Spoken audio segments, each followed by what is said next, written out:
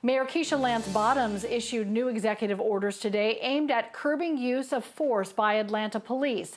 The orders are not effective yet, but the mayor is already getting some blowback from the police.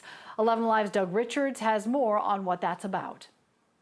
The effort to pull back on use of force guidelines is rooted in cases around the country.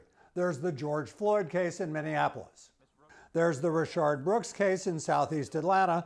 There's the case in May near Centennial Olympic Park when police chased after and used tasers on two college students in a car.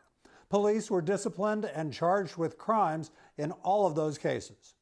Mayor Bottoms released a list of use of force guidelines. They would allow officers to intervene when other officers use unreasonable force, curb retaliation against officers intervening, develop techniques to de-escalate conflicts, revise evaluations of officers which would disincentivize certain arrests and incentivize alternatives, and create an online dashboard posting ongoing use of force data and other police records. And I think this helps give the clarity that our officers have been asking for.